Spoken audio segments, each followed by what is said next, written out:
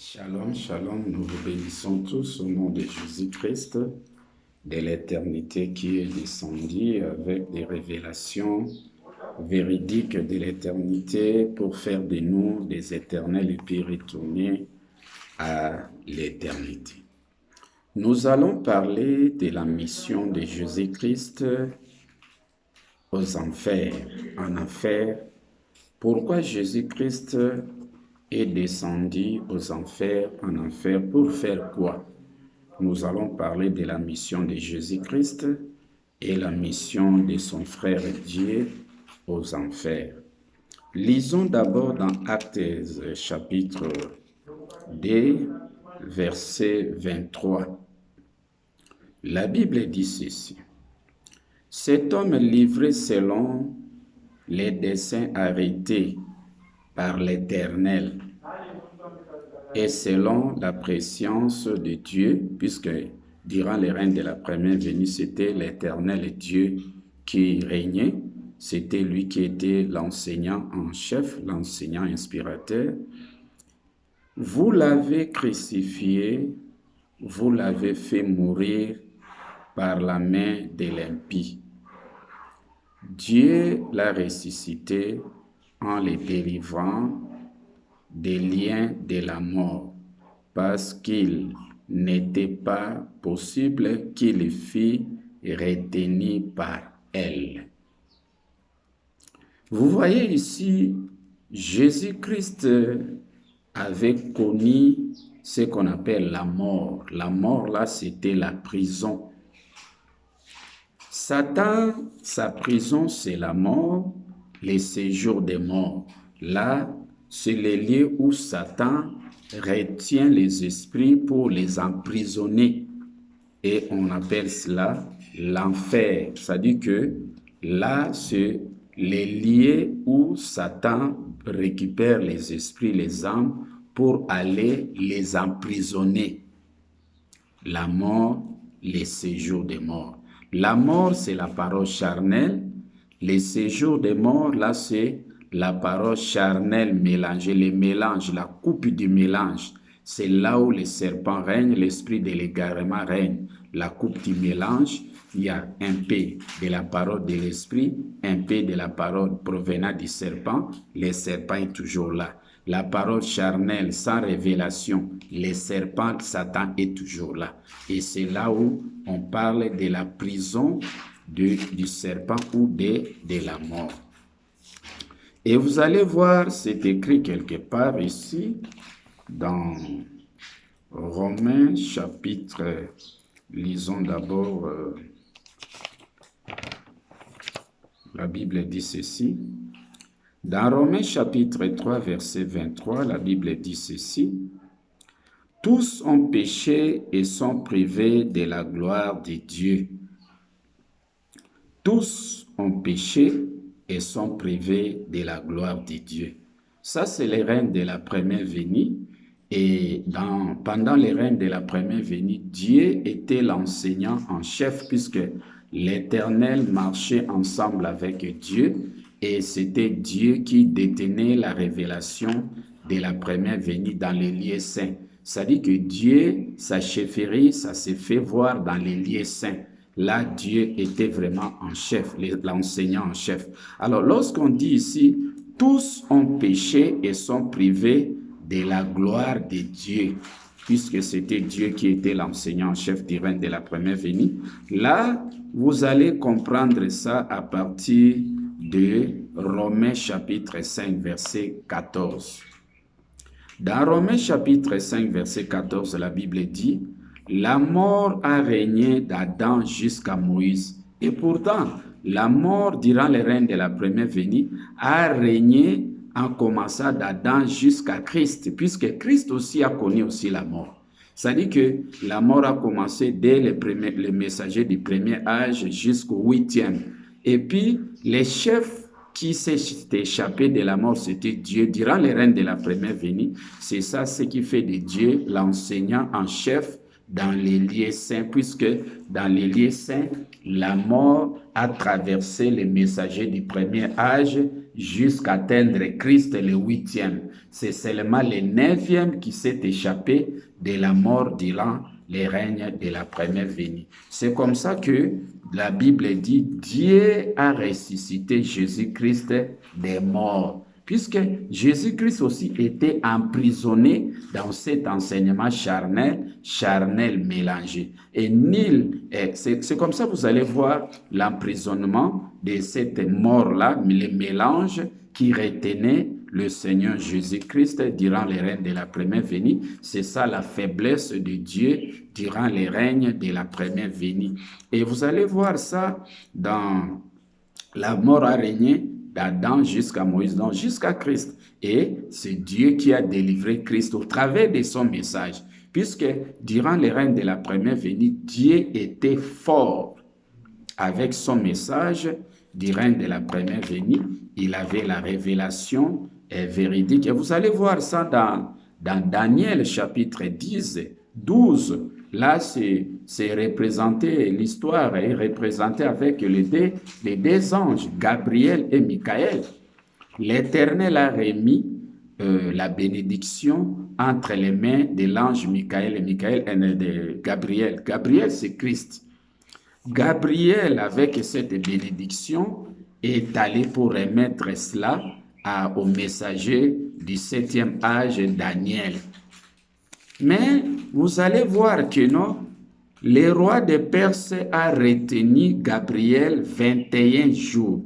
21 jours, ça dit que Jésus-Christ était emprisonné à la fin du règne de 1000 ans. 21 égale 3.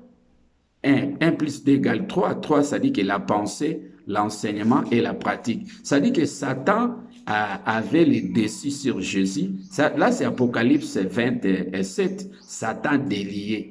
Satan délié, cela veut dire que Satan a repris sa force et c'est comme ça qu'il a retenu Jésus-Christ dans la prison pendant 21. 21, ça dit que 3. Ça dit que 3, là, la pensée, l'enseignement et la pratique. Jésus-Christ, à la fin des 1000 ans, était emprisonné dans les mélanges, dans la parole charnelle. Et en ce moment-là, Dieu avait la force, puisque c'était les lieux saints.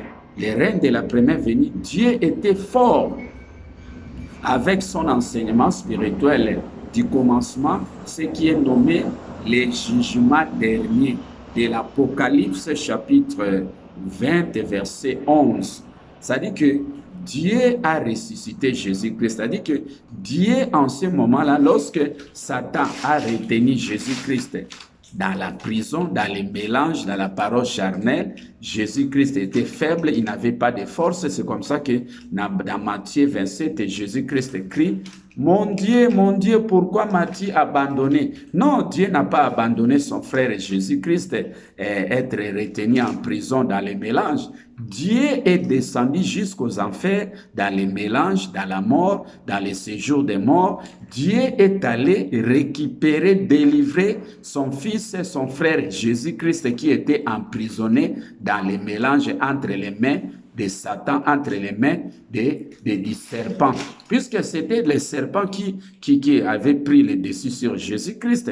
Et vous allez voir que non, Jésus-Christ qui était retenu aux enfers a trouvé la délivrance entre l'enseignement de Dieu. Là, c'est dans les lieux saints. Là, c'est durant les règnes de la première venue. Puisque Apocalypse 27, Satan délié, ça dit que là, Satan est délié pour aller récupérer Jésus-Christ et l'amener aux enfers. Ça dit que dans la mort, ça dit les retenir là-bas. Les retenir, ça dit qu'emprisonner Jésus. Et c'est lui qui était fort pour délivrer Jésus-Christ dans la parole charnelle mélangée, dans la pensée humaine, dans la pensée mélangée. C'était Dieu qui avait cette force-là au travers de son message nommé les jugements derniers de l'Apocalypse 21.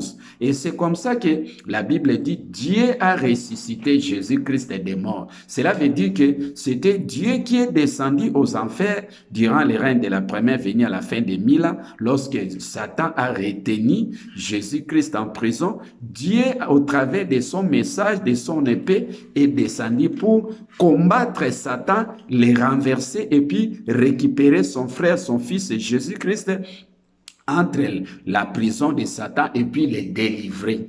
Et c'est ça ce qui fait dans Daniel chapitre 10-12 là-bas, Michael est venu secourir Gabriel. Michael c'est Dieu, Gabriel c'est Jésus. Lorsque le roi de Perse a retenu Gabriel 21 jours, c'était Michael qui est venu secourir son frère et Gabriel. Michael est là, c'est Dieu. Et durant les règnes de la première venue, Dieu avait la force de délivrer, de descendre jusqu'aux enfers pour renverser les rois de Perse, l'esprit de l'égarement Satan, et puis amener la délivrance à son frère Jésus-Christ qui était emprisonné entre les mains de Satan, du serpent.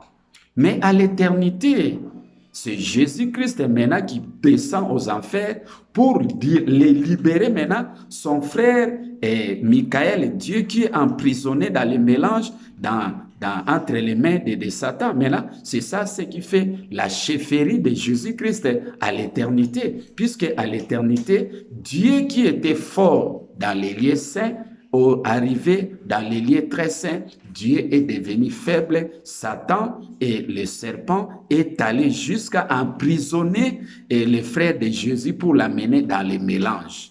C'est ça ce qui fait maintenant pyramide renversée maintenant, c'est Jésus-Christ qui descend aujourd'hui au travers de son enseignement spirituel véritable pour anéantir totalement la mort. C'est comme ça que la Bible dit, le dernier ennemi qui sera détruit, c'est la mort. Mais ce qui va détruire cette mort, mais c'est Jésus-Christ au travers de son message de l'éternité de la seconde venue, puisque à la seconde venue, Jésus-Christ est très fort.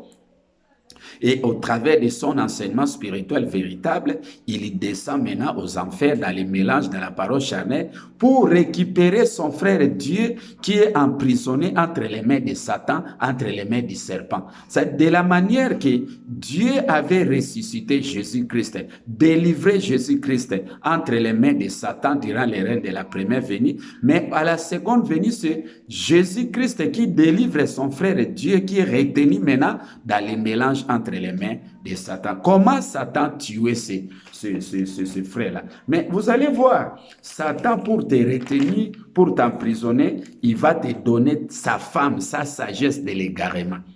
Cette sagesse-là, vous allez voir là comment Satan tuait et puis emprisonnait les âmes. Là, vous allez voir puisque la mort de Jésus, c'est Apocalypse 1, 18, Jésus-Christ dit, « Je suis le premier et le dernier, j'étais mort et je suis vivant pour les siècles des siècles. » Aujourd'hui, à l'éternité, à la seconde venue, Jésus-Christ vit de manière éternellement, mais il était mort à la fin de 1000 ans. Là, il était emprisonné entre les mains de Satan, mais aujourd'hui, Jésus-Christ a la force d'anéantir la mort qui réside en Dieu et puis libérer son frère Dieu qui est emprisonné entre les mains de Satan pour les conduire à l'éternité. Et vous allez voir une femme qui tue les 7 frères. Non, cette femme ici, c'était la femme du serpent.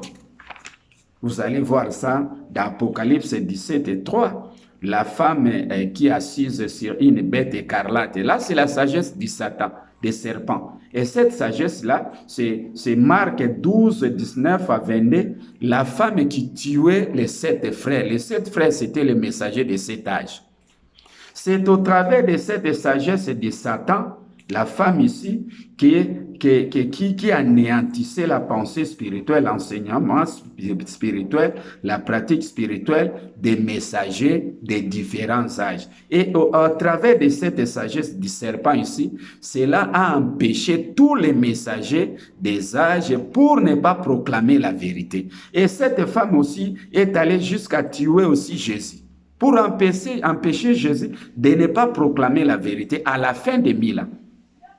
Et lorsque cette femme ici t'empêche de ne pas proclamer la vérité, vous proclamez les mensonges du serpent. Et là, vous êtes en prison. Là, c'est l'esprit de l'égarement qui vous amène dans la mort en prison dans les séjours des morts et vous êtes emprisonnés. Et en ce moment-là, c'était Dieu qui était venu pour tuer cette femme ici durant les règnes de la première venue.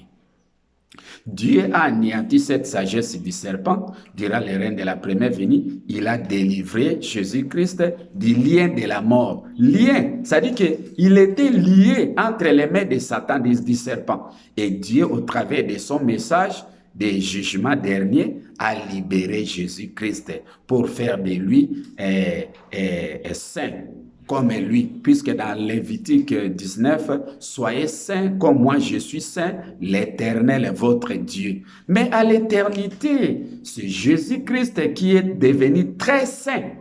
Et avec son enseignement très saint, il descend aux enfers, dans les mélanges, pour libérer maintenant son frère Dieu qui est retenu maintenant dans l'enseignement spirituellement mélangé. Puisque si vous retrouvez dans l'enseignement spirituel mélangé, vous êtes toujours dans la prison de Satan. C'est comme ça que les messagers aussi étaient emprisonnés. Vous allez voir Matthieu 11, verset 3. Jean-Baptiste se retrouve en prison, prison du mélange.